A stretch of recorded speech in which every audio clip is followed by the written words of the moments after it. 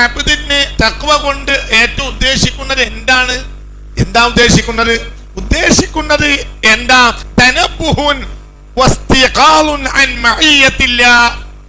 അല്ലാഹു അവനുണ്ട്, അവന്റെ കൂടെയുണ്ട് എന്നതിനെ കുറിച്ചുള്ള ഉണർച്ചയാണ് സത്യത്തിൽ തഖ്വ. മഇയത്തുല്ലാഹ്, അല്ലാഹു സദാസമയവും ഫീ സിർരിഹി വഅലാനിയതിഹി, അത് തുറന്നാൽ സിർറ് എന്നൊരു സംഗതിയുണ്ട്. റൂഹിന്റെ ഉള്ളാണ് സിർറ്.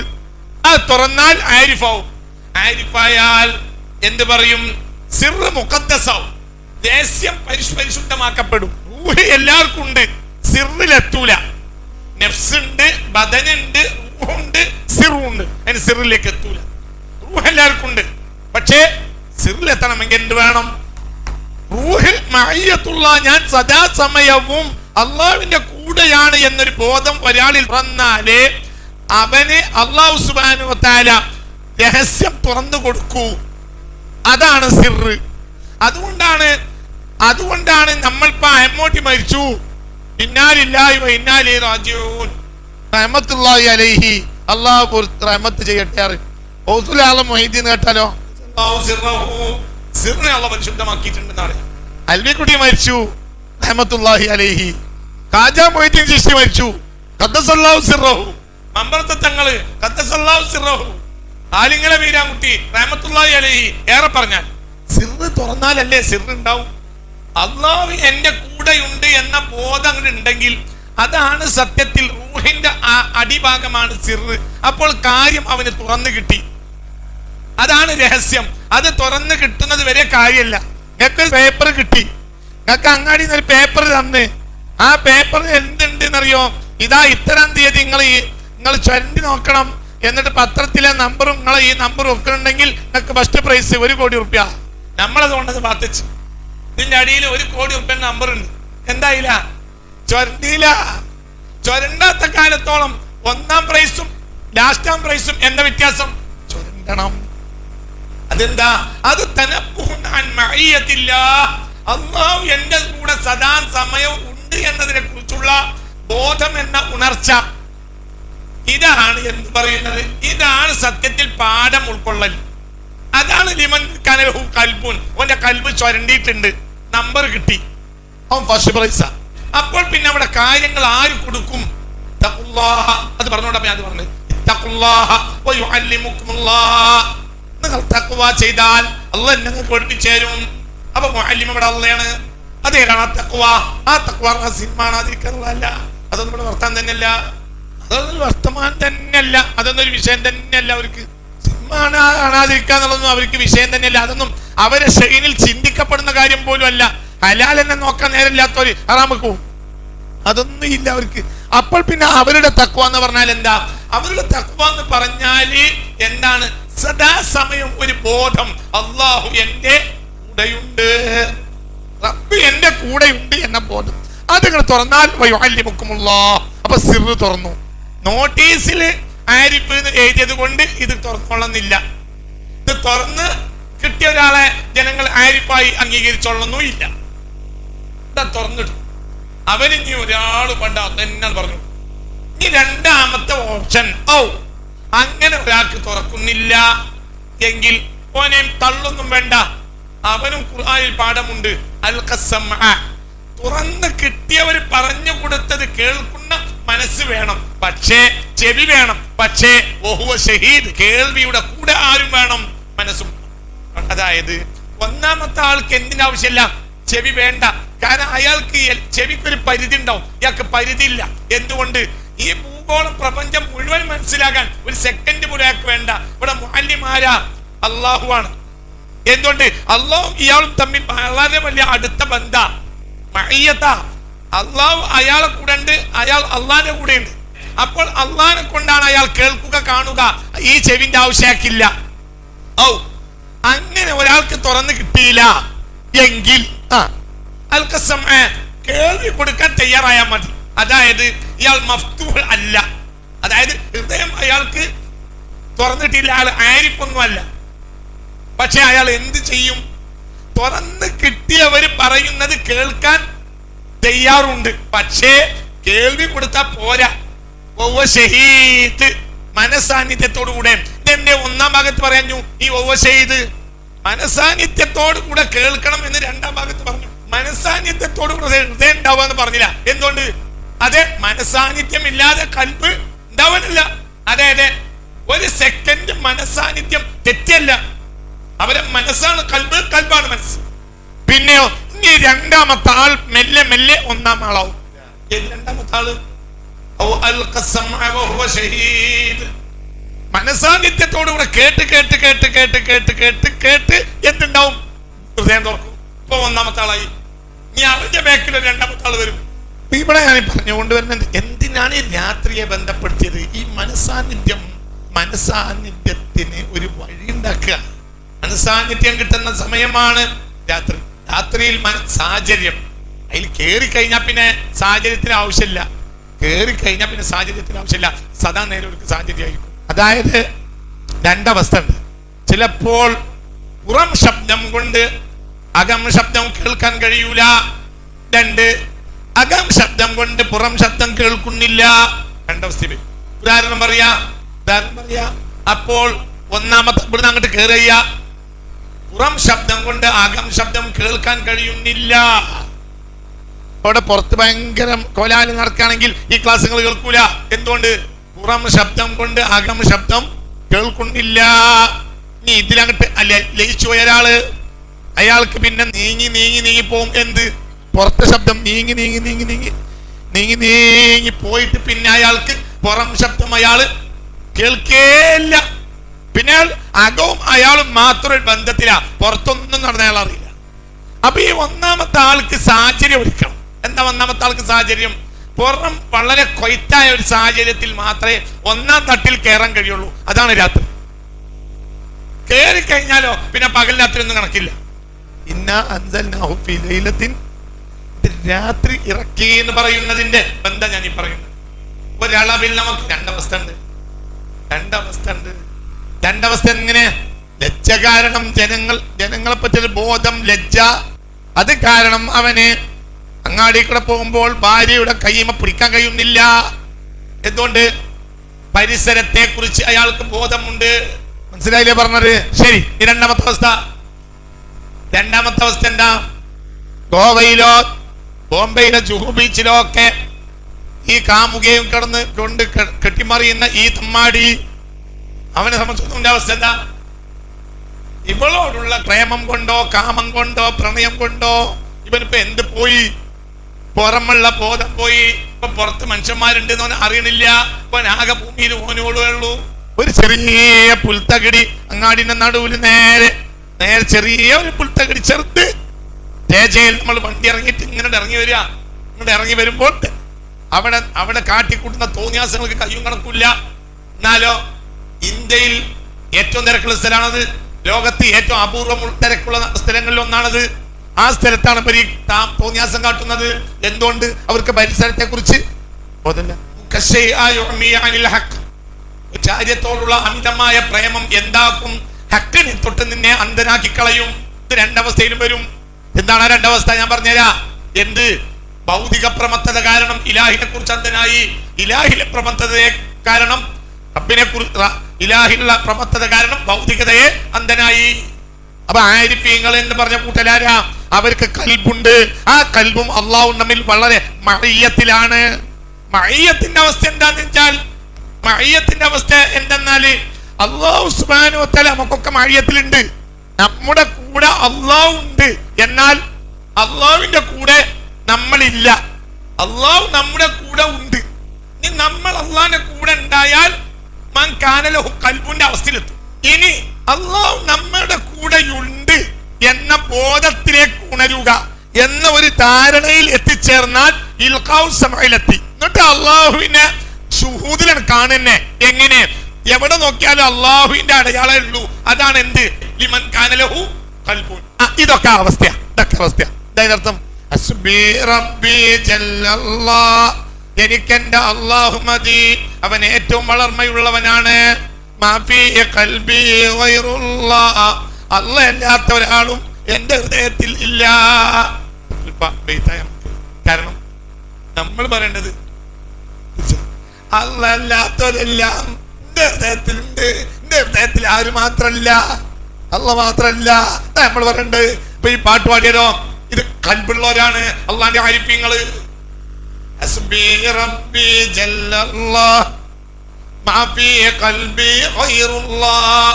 എന്റെ കൽബിൽ അല്ലാഹു അല്ലാത്ത ആരും ഇല്ല, ഒന്നുമില്ല എന്റെ കൽബിൽ. മനസ്സിലായോ? അതെന്താണ്? അത് മഅയ്യത്തുല്ലാഹ്. അതായത് അല്ലാഹു എന്റെ കൂടെ ഉണ്ട് എന്ന ബോധത്തിലേക്ക് ഉണർന്നപ്പോൾ പൂർണ്ണമായി അല്ലാഹു ഇവനെ ആക്കി കൊടുത്തു, വാതിലുകൾ തുറന്നു കൊടുത്തു. ഉദാഹരണം പറയാ, ഞാനിപ്പോ ആ റൂമിലുണ്ട്, നിങ്ങൾ ഇവിടെ പുറത്തുണ്ട്. ഇനി ഇതിന്റെ രണ്ടവസ്ഥ ഉണ്ട്. എന്താ രണ്ടവസ്ഥ? ഞാൻ വാതിലടച്ച മുറിയിലുണ്ട്, നിങ്ങൾ ഇവിടെ പുറത്തുണ്ട്. ഇനി നിങ്ങൾക്ക് രണ്ടവസ്ഥ ഉണ്ട്. ഏതാ രണ്ടവസ്ഥ? ഒന്ന്, ഞാൻ ആ മുറിയിലുണ്ട് എന്നതിനെ കുറിച്ച് നിങ്ങൾ അശ്രദ്ധരാവുക. രണ്ട്, ഞാൻ ആ മുറിയിൽ ഉണ്ട് എന്നതിനെ കുറിച്ച് നിങ്ങൾ ബോധവാനാവുക.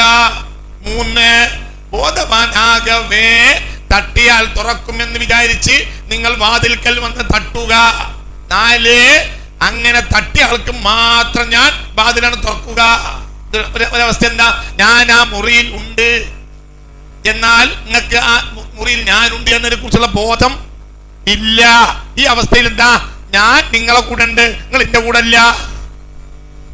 രണ്ട്, ഞാൻ അവിടെ ഉണ്ട് എന്ന് നിങ്ങൾ അറിയുക. ബോധത്തിന്റെ ചെറിയ തുറക്കലാണ്, കൽബ് പൂർണ്ണമായും തുറന്നിട്ടൂല. രണ്ട്, ഞാൻ ഇതിനപ്പുറം എന്താ? നിങ്ങൾ ഞാൻ അവിടെ ഉണ്ട് എന്ന് അറിയുന്നതോട് കൂടെ നിങ്ങൾ വാതിൽക്കലിലേക്ക് അടുത്ത് വരിക. മൂന്ന്, തട്ടുക. നാല്, പിന്തിരിയാതെ തട്ടുക. ഒരു തട്ടലൊക്കെ തട്ടി തിരിച്ചുപോയി തുറക്കൂലായിരിക്കും.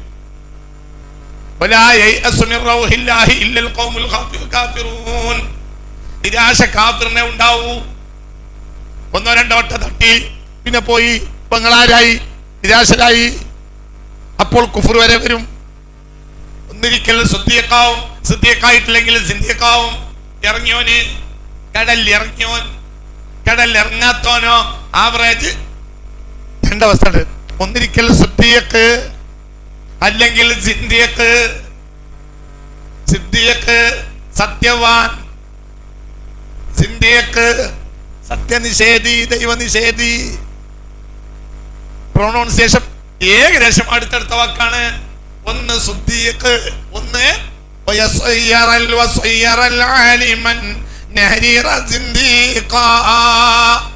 നിപുണന്മാരായ ആലിമീങ്ങൾ വരെ സിദ്ദീഖായി മാറിയിട്ടുണ്ട്. തട്ടി പിന്നെ പോയി, ഒന്ന് രണ്ട് തട്ടൊക്കെ തട്ടി പിന്നെ പോയി.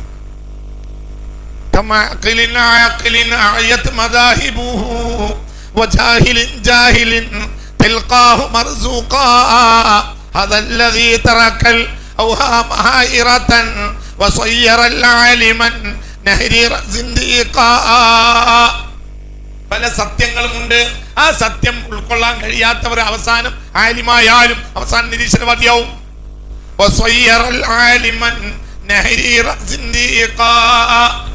നെഹരീർ എന്ന് പറഞ്ഞാൽ എന്താ അർത്ഥം? ആലിമുൻ നെഹരി എന്ന് പറഞ്ഞാൽ വാദപ്രതിവാദത്തിന്റെ മൈതാനികളിൽ നെഞ്ചൂക്ക് കാട്ടി വന്നിരുന്ന പണ്ഡിതന്മാർ വരെ പിന്നീട് നിരീശ്വരവാദിയായി. നെഹർ നെഞ്ച്, നെഹരീർ ആരടാന്ന് വെച്ചാൽ ഞാനടാന്ന് പറഞ്ഞ് വരുന്നവര് അവരെന്നെ പിന്നീട് ആരായിട്ടുണ്ട്? നിരീശ്വരവാദി. നെഹർ നെഞ്ച്, നെഹരീർ നെഞ്ചൂക്കുള്ളവൻ.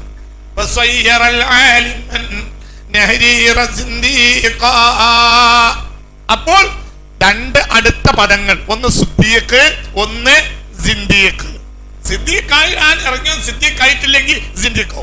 കടലിൽ ഇറങ്ങിയോനെ ധൈര്യത്തിൽ തുഴഞ്ഞ് മുന്നോട്ട്, പുഴയിലിറങ്ങിയോ ധൈര്യത്തിൽ പുഴഞ്ഞ് മുന്നോട്ട് പോയി ഒരു നിരാശ ബാധിക്കാതെ പോയാൽ അക്കരെത്തും. എടി നിർത്തിയാലോ, എടി നിർത്തിയാലോ, എടി നിർത്തിയാലോ മരിച്ചു പോവും.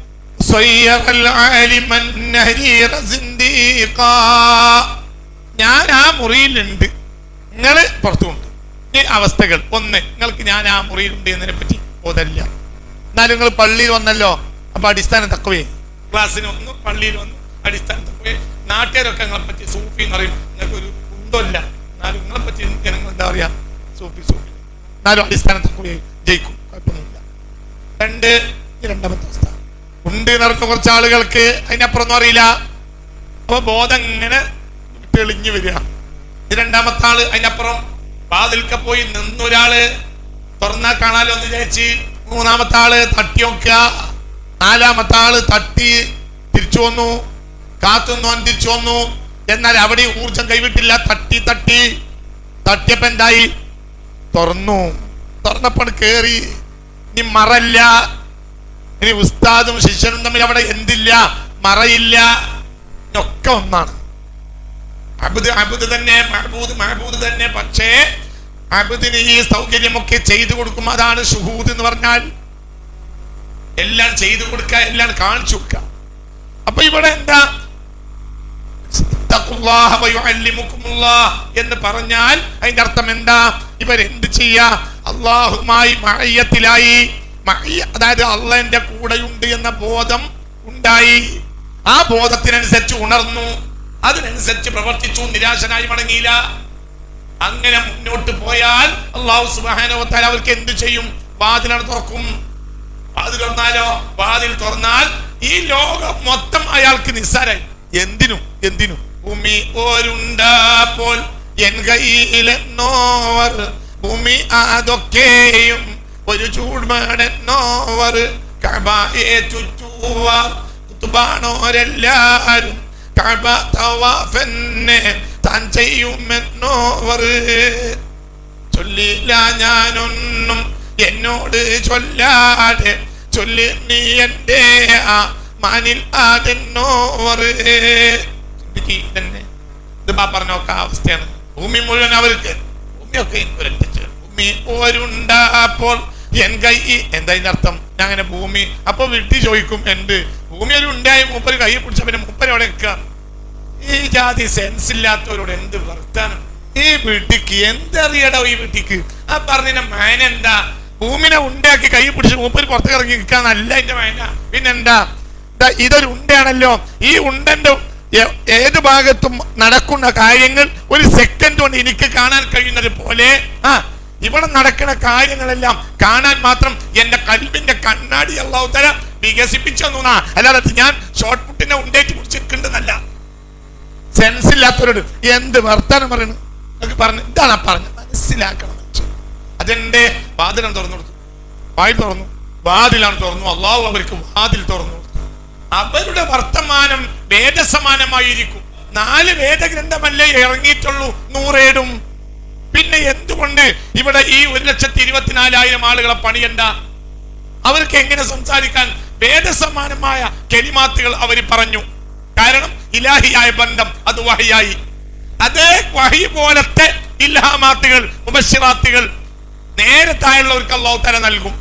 ഏതുപോലെ വഅവഹൈനാ ഇലാ ഉമ്മി മൂസാ. നബിയാണോ? വഅവഹൈനാ ഇലാ ഉമ്മി മൂസാ. മൂസാന്റെ ഉമ്മാക്ക് നാം വഹി നൽകി. നബിയാണോ? ആണോ? അല്ല, നബി അല്ലല്ലോ. പെണ്ണ് നബി ഇല്ലല്ലോ. വഅവഹൈനാ നാം വഹി അറിയിച്ചു ഇലാ ഉമ്മി മൂസാ.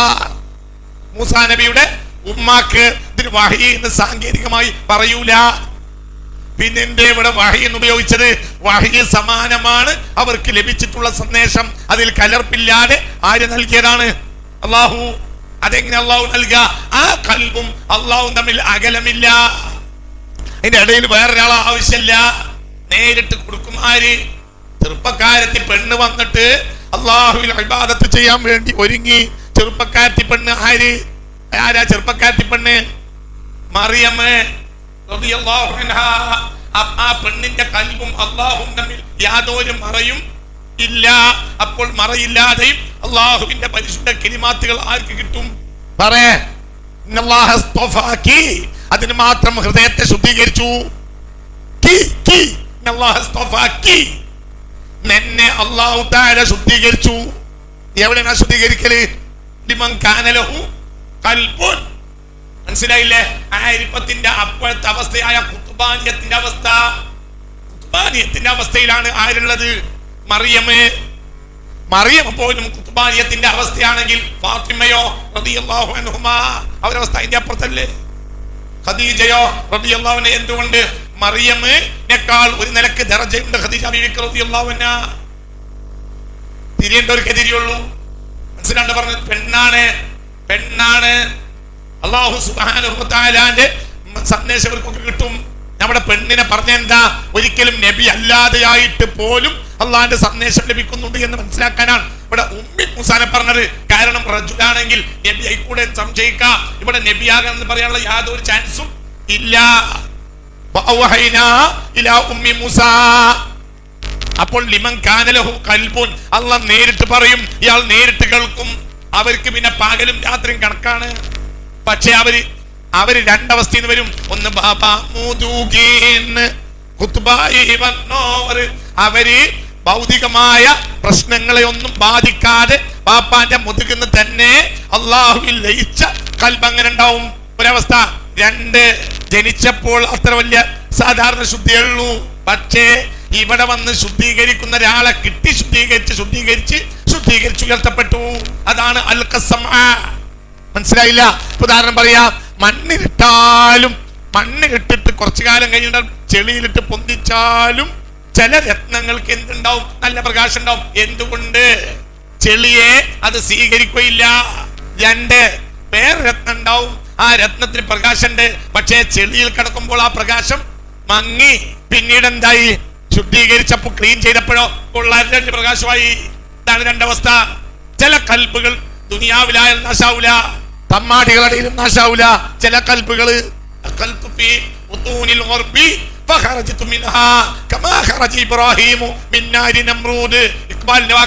കേംബ്രിഡ്ജിലാ പഠിച്ചത്. അതാണ് ഇപ്പൊ പറഞ്ഞത്. പടിഞ്ഞാറൻ നാടുകളിലൂടെ ഞാൻ ജീവിച്ചു. കേംബ്രിഡ്ജിലാണ് പഠിച്ചത്. ആര്? അല്ല, മുഹമ്മദ് ഇഖ്ബാല് റഹ്മത്തുള്ളാഹി അലൈഹി. ശ്രദ്ധിക്കണ്ട, പടിഞ്ഞാറൻ നാടുകളിൽ പ്രവേശിച്ച് അവിടെ കാലങ്ങളോളം താമസിച്ചു. അവർക്കിടയിൽ എന്നിട്ട് ഞാൻ ആ നാടിൽ നിന്ന് പുറത്തു വന്നത് നമ്രൂദിന്റെ അഗ്നികുണ്ഡത്തിൽ നിന്ന് ഇബ്രാഹിം അലൈഹിസ്സലാം പുറത്തു വന്നതുപോലെയാണ് അതിനർത്ഥം. അതായത് കള്ളുകുടിയും വ്യഭിചാരവും നിത്യജീവിതത്തിന്റെ ഭാഗമായ നാട്ടിലാണ് ഞാൻ ഹൈസ്കൂളിൽ വലിയ ഭാഗം ജീവിച്ചത്. അവിടുന്നാണ് ഞാൻ ഇംഗ്ലീഷ് പഠിച്ചത്, അവിടുന്നാണ് ഞാൻ തത്വങ്ങൾ പഠിച്ചത്. എന്നിട്ട് ഞാൻ അവിടുന്ന് പുറത്തു വന്നപ്പോഴോ ആ പടിഞ്ഞാറൻ യൂറോപ്യൻ നാടുകളിൽ നിന്ന് ഞാൻ തിരിച്ചു വന്നത് നമ്രൂദിന്റെ അഗ്നികുണ്ഡത്തിൽ നിന്ന് വരുമ്പോൾ തീന്റെ സ്പർശം പോയിട്ട് ചൂടിന്റെ ലാഞ്ചന പോലും ആരിലില്ല. ഇബ്രാഹിം നബിയുടെ വിരുദ്ധതയാണുള്ളത്. ഇബ്രാഹിമിന്റെ കയ്യിൽ ചൂടല്ല, എന്താള് തണുപ്പാണ്. അതിന്റെ ഞാൻ പറയാൻ കാരണം ചില ഹൃദയങ്ങളുണ്ട് എവിടെ ഇട്ടാലും കേടാവൂല. ഈ പറഞ്ഞ നമ്മളൊക്കെ തന്നെ ഗൾഫ് പോയി തമ്മാടികളെ മുമ്പിലാണ് പെട്ടതെങ്കിലോ മെല്ലെ മെല്ലെ മെല്ലെ മെല്ലെ കൊല മാറും. വലിയ വലിയ കുട്ടികളെ പഠിപ്പിച്ചിരുന്ന ആളുകൾ വരെ പിന്നെ കള്ളുടിയന്മാരായി മാറിയത് എനിക്കറിയാം. റൂമിലാരാണ്? കള്ളുടിയന്മാർ. കള്ള് വാറ്റി കുടിക്കുന്നവരുടെ റൂമിൽ കയറി അവിടെ താമസിച്ചു. സദർ മുഅല്ലിമ്. പിന്നെ മൂപ്പർക്ക് വാറ്റൽ പതിവായി, വാറ്റും കുടിക്കും. ആര്? സദർ മുഅല്ലിമ്. അതിന്റെ അപ്പുറം പറയാൻ കഴിയും. പക്ഷേ ഞാനൊരു സ്ഥാനത്തിനെ ബഹുമാനിച്ചു പറയാതാണ് എന്നൊക്കെ പറഞ്ഞത്. എന്തുകൊണ്ട്? മനസ്സിലായില്ല? വേറുള്ളവരെ കൂട്ടത്തിൽ കൂടി മങ്ങിപ്പോവും. അയാളെ കുറ്റം പറയണ്ട, നമ്മളൊക്കെ ഏകദേശം നമ്മളെ കത്തിരക്ഷിക്കട്ടെ. നേരെ മറിച്ചോ ഇക്ബാലിനെ പോലത്തെ ആളുകൾ, ഞാൻ മൊഹദ്ദീൻ ശേഖരിപ്പാശ്ശേരി മാത്രമല്ല, ഇങ്ങനത്തെ പോലത്തെ ആളുകൾ ഒരിക്കലും ചില രത്നങ്ങൾ ചെളിയെ സ്വീകരിക്കാത്തതുപോലെ ചില കൽബുകൾ ചീത്തയെ സ്വീകരിക്കൂല. കാരണം അവർ എപ്പോഴും ആയാലും ഷുഹൂദിലായിരിക്കും.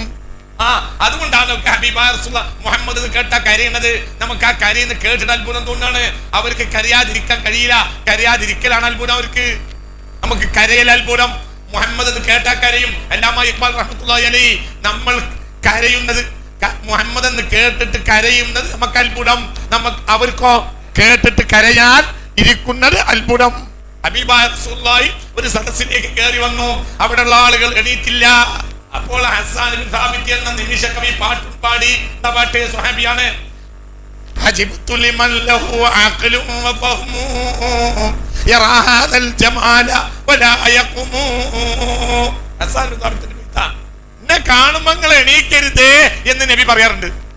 അപ്പൊ അവരെന്തായി അവിടെ തരുന്നു. കൂടെ ആരുണ്ട്? ഹസ്സാൻ ബിൻ സാബിത്ത് ഉണ്ട്. അപ്പോൾ പറഞ്ഞു പാട്ട് പബൈത്ത് ഹജിബ്തു ലിമൻ ലഹു അഖ്ലുൻ വഫഹ്മു. ബുദ്ധിയും വിവരമുള്ള ആളുകളെ കണ്ടിട്ട് എനിക്ക് അത്ഭുതം തോന്നുകയാണ്. യറാ ഹാദൽ ജമാല ഈ മഹാസൗന്ദര്യത്തെ കാണുകയും അവര് നിൽക്കുകയും ചെയ്യുന്നില്ലല്ലോ. നബി പറഞ്ഞത് അവിടെ സ്വീകരിക്കാൻ പാടില്ല. എന്നെ കാണുമ്പോൾ എണീക്കരുതേ എന്ന് നബി പറയൽ നബിയുടെ ഹക്കാണ്. എണീക്കലോ നമ്മളെ ഹക്കാണ്. അവിടെ പറഞ്ഞു വയ്പ്പെടാൻ പാടില്ല. നിങ്ങളാരും ഞാൻ വരുമ്പോൾ എണീറ്റ് നിൽക്കരുതെന്ന് മുത്തുനബി പറയുന്നത് മുത്തുനബിന്റെ ഹക്കാണ്. എന്നാൽ അത് പറഞ്ഞാലും എണീക്കൽ നമ്മളെ ഹക്കാണ്. സിദ്ദീഖ് റളിയല്ലാഹു അൻഹു നിസ്കാരത്തിന് ഇമാമത്ത് നിൽക്കവേ ഹബീബായ റസൂലുള്ളാഹി രോഗം കാരണം വീട്ടിലാണ്. സിദ്ദീഖ് ഇമാമായി. ഹബീബായ റസൂലുള്ളാഹി പള്ളിയിലേക്ക് കയറി വന്നു. അപ്പോഴോ സിദ്ദീഖുൽ അക്ബർ അവിടെ തന്നെ റസൂലുള്ളാഹി ഇമാമായി. പിന്നെ സിദ്ദീഖ് റളിയല്ലാഹു അൻഹു ഇമാമായി നിസ്കരിക്കാൻ പറഞ്ഞു. അങ്ങനെ നിർബന്ധാവസ്ഥയിൽ ഇമാമായി നിസ്കരിക്കാൻ ആര്? സിദ്ദീഖ് റളിയല്ലാഹു ഇമാമായി നിൽക്കാണ്. ആ നേരത്തെ പള്ളിയിലേക്ക് കയറി വന്നു ആര്? ഹബീബായ റസൂലുള്ളാഹി. അതാ മനസ്സിലായ ഉടനെ ബാക്കിലേക്ക് മാറി ആര്? സിദ്ദീഖുൽ. അപ്പോൾ മക്കാനക യാ അബൂബക്കർ അവിടെ തന്നെ നിൽക്ക് എന്ന് ഹബീബായ നബി പറഞ്ഞു. പക്ഷേ നിന്നില്ല. മഅ്മൂമിങ്ങളുടെ ഇറങ്ങി നിന്നു ആര്? അപ്പൊ എന്തേ അബൂബക്കറെ പറഞ്ഞത് കേൾക്കാനോ? അപ്പോൾ പറഞ്ഞ് നബിയെ ആ കൽപ്പന കേൾക്കാൻ എനിക്ക് കഴിയൂല. അബൂ ഖുഹാഫയുടെ മകന് റഹ്മത്തുൽ ആലമീനായ മുത്തുനബിന്റെ മുന്നിൽ ഇമാമത്ത് നിൽക്കാനുള്ള കഴിവില്ലാത്തത് കൊണ്ടാണ്. എന്നോട് കഴിവില്ലാത്തത് കൽപ്പിച്ചാൽ എനിക്ക് കഴിയൂലല്ലോ. സിദ്ദീഖുൽ അക്ബറിന് പറഞ്ഞൂടെ? പിൽക്കാലക്കാർക്ക് ഞങ്ങൾക്ക് അറിയോ ഞാൻ നബിക്കര ഇമാമത്ത് നിസ്കരിച്ചോനല്ലേ? ഞാൻ മനസ്സിലാക്കണില്ലല്ലോ. ഞാൻ പറഞ്ഞ നിങ്ങൾ അനുസരിക്കണം. ഞാൻ ആരാ? നബി സല്ലല്ലാഹു അലൈഹി വസല്ലം ഉമ്മുമായ കാലത്ത് വരെ ഞാൻ ആരായിട്ടുണ്ട്? ഇമാമായിട്ടില്ലേ? മര്യാദയ്ക്കുന്നോളി. ഞാൻ ഇമാമായി നബി മഹ്മൂമായ സംഭവം വരെ ഉണ്ടായിട്ടില്ലേ? അങ്ങനെ പറയാലോ. നമ്മളാണെങ്കിൽ അങ്ങനെ പറയിപ്പിക്കോലോ. നമ്മളാണെങ്കിൽ ആ ചാൻസ് ഉപയോഗപ്പെടുത്തും. ഇത്തരം നിങ്ങൾക്കൊക്കെ നിങ്ങളൊക്കെ ഉണ്ടായില്ലേ? എന്റെ മഹ്മൂമായി നബി നിസ്കരിച്ചെന്ന് നമ്മൾ പറയിപ്പിക്കും. ഇവിടെ കൽപ്പിച്ചു ആര്? ഹബീബായ റസൂലുള്ളാഹി. പക്ഷേ നിന്നില്ല. ബാക്കിലേക്ക് ഇറങ്ങിയിരുന്നു. എന്നിട്ട് കരഞ്ഞ് ഞാൻ കൽപ്പിച്ചിട്ട് എന്നെ സ്വീകരിക്കാഞ്ഞു. എനിക്ക് കഴിയാത്ത കൽപ്പിച്ചാൽ എനിക്ക് സ്വീകരിക്കാൻ കഴിയൂല. കഴിയണല്ലേ കൽപ്പിക്കണ്ടേ? അബൂ ഖുഹാഫയുടെ മകന് അവിടുത്തെ മുന്നിൽ ഇമാമത്ത് നിൽക്കാൻ കഴിയൂല. കഴിയാത്ത പറഞ്ഞ എനിക്കെങ്ങനെ കഴിയും? രണ്ട് വിഭാഗം ആളുകളുണ്ട്. ഒരു വിഭാഗം ആളുകൾ എന്താ? മുഹമ്മദ് എന്ന് പറഞ്ഞാൽ കരയാതിരിക്കാൻ കഴിയില്ല. ഒരു വിഭാഗം ആളുകൾക്ക് അത് അവർ കരയുന്നത് അത്ഭുതം, അവർക്ക് നമ്മൾ കരയാതിരിക്കുന്നത് അത്ഭുതം. കൽബ് അങ്ങനെയാണ്. ഏത് തമ്മാടികളെ കൂട്ടത്തിൽ പെട്ടാലും പോയി നിന്നാൽ നാശാവൂല. അങ്ങനത്തെ കൽബുണ്ട്. അതാണ് ലിമൻ കാന ലഹു. അതെങ്ങനെ ഉണ്ടാകുക? അത് രണ്ടവസ്ഥ.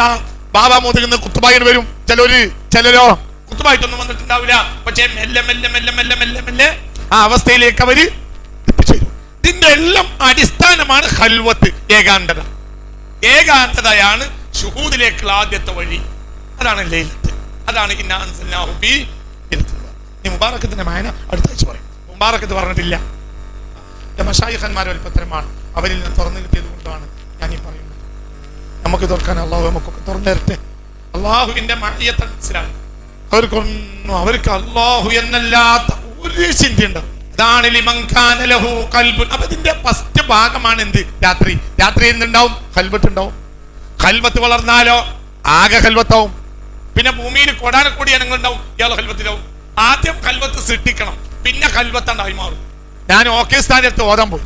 ഓക്കെ ജയന്തി മുസ്ലിയാരാണ് എൻ്റെ ഒരു ഉസ്താദ്. അന്ന് ചെറിയൊരു പള്ളിയാ, കിഴക്കേപ്പുറത്ത് ചെറിയ പള്ളിയാ. 120ഓളം കുട്ടികളാണ്. ചെറിയൊരു പള്ളിയുടെ മുകൾ ഭാഗത്ത്, ചെറിയ ഒരു മുകൾ ഭാഗത്ത് 120 കുട്ടികൾ പെട്ടി വെച്ച് താമസിക്കുക. ചെറിയ ഒരു പള്ളിയുടെ മുകൾ ഭാഗം. ഇപ്പൊ പള്ളിയൊക്കെ വലിയതാക്കി. അന്ന് കിഴക്കേപ്പുറത്തെ പള്ളി ചെറിയ പള്ളിയാണ്. ആ പള്ളിയുടെ മുകൾ ഭാഗത്ത് 120 കുട്ടികൾ താമസിച്ച് പഠിക്കുക. ഒന്നാമത് തന്നെ അസ്വസ്ഥത. കാരണം 5ഓ 8ഓ കുട്ടികളുടെ അടുത്താണ് വരുന്നത്. പിന്നാട് കയറി വന്നപ്പോ പിന്നെ അങ്ങനത്തെ ഒരു പിന്നെ കോടങ്ങാട് ചെന്നപ്പോൾ കോടങ്ങാട് 10-40 കുട്ടികളൊക്കെ ഉണ്ടായിരുന്നു. പക്ഷെ വിശാലമായ പള്ളിയും സൗകര്യങ്ങളും ഉണ്ടായിരുന്നു. കിഴക്കേപ്പുറത്ത് ചെന്നപ്പോൾ അതൊന്നുമില്ല. ചെറിയൊരു പള്ളിന്റെ മുകൾ ഭാഗം 120 കുട്ടികൾ. അപ്പോൾ നമുക്കത് ആദ്യമൊന്നും അപ്പുറത്തെ ആള് ഉറക്ക പഠിക്കും. അപ്പൊ ഈ പണി നമുക്ക് വായിക്കാൻ തന്നെ കഴിയില്ല. അതൊരാഴ്ച എങ്ങനെ കഴിഞ്ഞ് പിന്നെ കുറച്ചൊക്കെ തിരിയില്ല. എന്നാൽ തന്നെ ഉറങ്ങാൻ കഴിയില്ല. കാരണം എന്താ? അക്കാലത്തെ കിഴക്കേപ്പുറത്തെ അവസ്ഥ എന്താന്ന് വെച്ചാല് ഇശാ നിസ്കാരം കഴിഞ്ഞ് ഭക്ഷണം കഴിച്ചു വന്നാൽ ഒരു കൂട്ടർ ഒറ്റ ഉറക്കണം ഉറങ്ങും. അവരൊരു 12:30 മണിയായ എണീക്കും.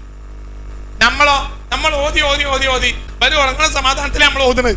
വലിയ ശല്യം കുറച്ച് കുറവുണ്ടല്ലോ. അവര് ഏകദേശം ഒരു മണി, നമ്മളൊരു 12:30 1 മണിയൊക്കെ ആകുമ്പോൾ തളർന്ന് ഉറങ്ങാൻ കിടക്കും. അപ്പോൾ ഇവരാണ് എണീക്കും. പിന്നെ ഉറങ്ങാൻ കഴിയില്ല. കാരണം ആ ജാതി ഉറക്കമുള്ള ഓത്താണ് ഇവിടെ തൊട്ടടുത്ത് പോകുന്നത്. പിന്നെ എങ്ങനെ ഉറങ്ങാം? അപ്പൊ ഇവിടെ നമുക്ക് ഖൽവത്ത് കിട്ടൂല. പിന്നെ നമ്മൾ ഖൽവത്തിനാണ് സൃഷ്ടിച്ച് വന്നു. അവസാനം എന്തായിന്നറിയോ? പിന്നെ അതൊരു പ്രശ്നമില്ല, എനിക്കൊരു പ്രശ്നമില്ല. എത്ര ആളും 1000 ആളെന്ന് കൂക്കിയാലും ഞാൻ കിടന്നു. എന്തുകൊണ്ട്? കേക്കെ പുറത്ത് പഠിച്ചാ ഏത് ലൈറ്റിലും ചില ആളുകൾക്ക് ഉറങ്ങണേ ലൈറ്റ് ഓഫ് ആക്കണം. എനിക്ക് ലൈറ്റ് ഉണ്ടായോ ഒന്നും കൂടി സുഖ. എന്തുകൊണ്ട്? ആ ഫുൾ ടൈം ലൈറ്റാ.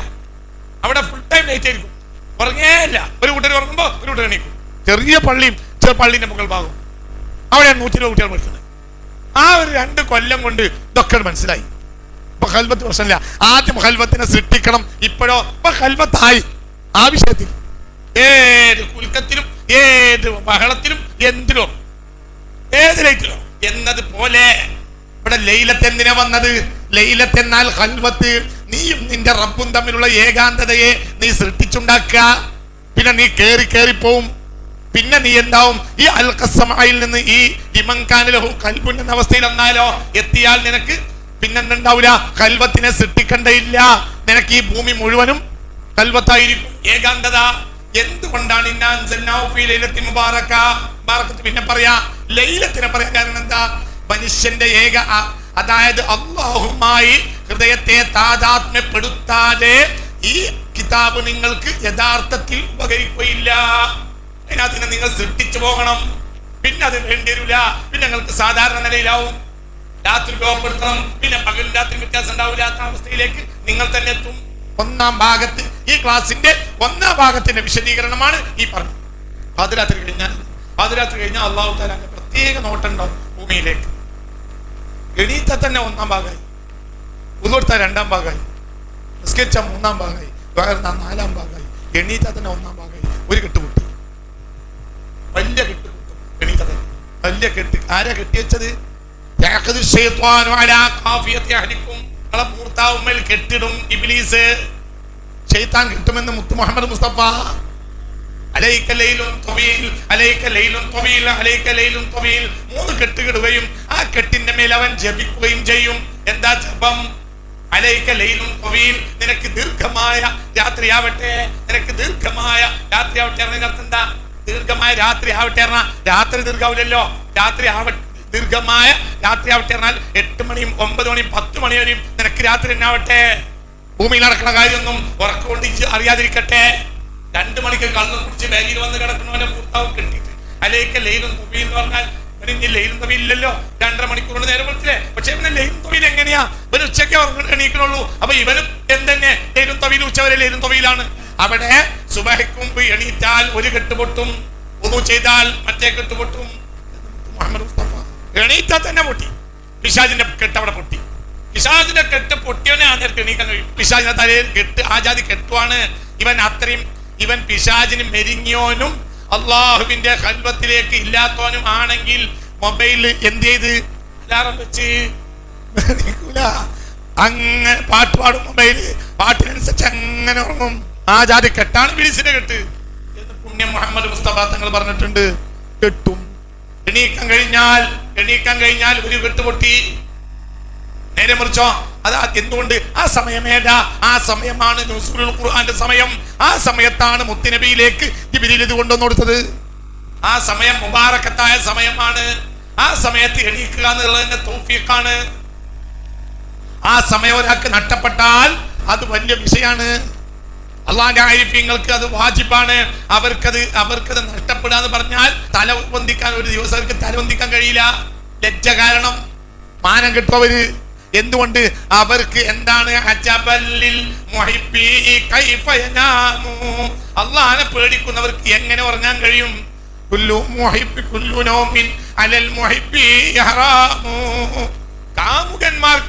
കാമുകന്മാർക്ക് പ്രണയിനിയുള്ള കാമുകന്മാർക്ക് പ്രണയിനി അടുത്തുണ്ടാകുമ്പോൾ ഉറക്കം ഹറാമാണ്. റാബിയാന്റെ പാട്ടാ, റാബിയത്തിന്റെ പാട്ടാ ഈ പാട്ട്. അള്ളാഹനെ പ്രേമിക്കുന്ന ആളുകൾക്ക് രാത്രി തികച്ചുറങ്ങൽ ഹറാമാണ്. അപ്പോൾ ഒരാളൊരു നമ്മളെ കൂട്ടത്തിൽപ്പെട്ട ഒരാള് ഒരു കള്ളുടിച്ചു നമ്മൾ അറിഞ്ഞാൽ അയാളുടെ ലജ്ജ എത്രയായിരിക്കും? അതുപോലെയാണ് ഔലിയാക്കന്മാരുടെ കൂട്ടത്തിൽ ഒരാൾ രാത്രി തേച്ചും ഉറങ്ങി എന്നുള്ളത് ബാക്കിയുള്ള ഔലിയാക്കന്മാർക്ക് അറിയും. അത് അറിയോലോ. അത് അത്ര ഒരു കാരണമാണ്, തലവന്തിക്കാൻ കഴിയില്ല. اللهم صل على سيدنا محمد وعلى آل سيدنا وحبيبنا وشفيعنا محمد صلاة تنجينا بها من جميع الأهوال والبليات وتسلمنا بها من جميع الأسقام والآفات وتطهرنا بها من جميع السيئات وتغفر لنا بها جميع الخطيئات وتقضي لنا بها جميع الحاجات وترفعنا بها عندك على الدرجات وتبلغنا بها أقصى الغايات من جميع الخيرات في الحياة وبعد الممات. اللهم إنا نتوسل إليك باسمك العظيم وبجاه نبيك الكريم وبأصحابه البدريين أن تكفر عنا الذنوب وتستر العيوب وتحسن الأخلاق وتوسع الأرزاق وتشفي الأسقام وتعافي الآلام. പഠിച്ചവനെ റബ്ബേ റഹ്മാനെ രക്ഷിതാവേ അല്ലാഹ്, ഞങ്ങൾ ഈ ദുആനെ നീ സ്വീകരിക്കണമേ റബ്ബേ. ഈ മജ്ലിസിലുള്ള ഞങ്ങൾക്ക് എല്ലാവർക്കും പൂർത്തി തരണമേ റബ്ബേ. ഈ ദുആനെ കേട്ട് പിന്നീട് സോഷ്യൽ മീഡിയയിൽ മറ്റും ആമീൻ പറയുന്നവർക്കും നീ പൂർത്തി തരണമേ റബ്ബേ. എല്ലാവർക്കും നീ പൂർത്തി തരണമേ റബ്ബേ.